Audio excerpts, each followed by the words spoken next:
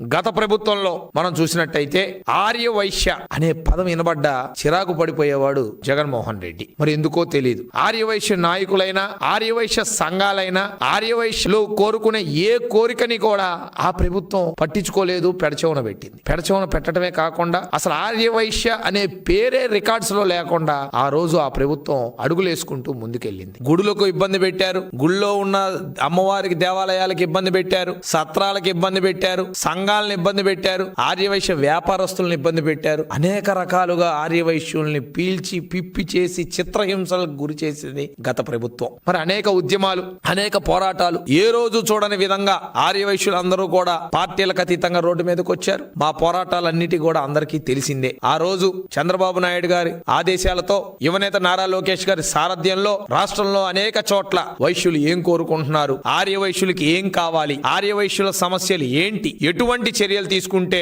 ఆర్యవైశ్యుల యొక్క గౌరవం పెరుగుతుంది, ఆర్యవైశ్యుల యొక్క విధానాలు బాగుంటాయి, ఆర్యవైశ్యుల యొక్క వ్యాపారాలు బాగుంటాయి, వాణిజ్య వర్గాల యొక్క ఆనందాన్ని తెలుసుకోవాలని వివిధ ప్రాంతాలు తిరిగి ఆర్యవైశ్యుల సమస్యలు తెలుసుకొని ఎక్కడైతే వైసీపీ ప్రభుత్వం ఇబ్బంది పెట్టిందో వాటన్నిటి మీద కూడా పోరాటాలు చేశాం. ఒక రిపోర్ట్ రెడీ చేసి ఆనాడు యువనేత నారా లోకేష్ గారికి ఇస్తే మేనిఫెస్టోలో పెట్టాల్సిన అంశాల గురించి చర్చించినప్పుడు ఆర్యవైశ్యులు ఏం కోరుకుంటున్నారనే విషయాలు ఆ రోజు చర్చించినప్పుడు ఒక నివేదికని ఆ రోజు అధినాయకత్వానికి అందిస్తే మేనిఫెస్టో కమిటీ సభ్యులకు వారిని అందజేయమని చెప్పడం జరిగింది.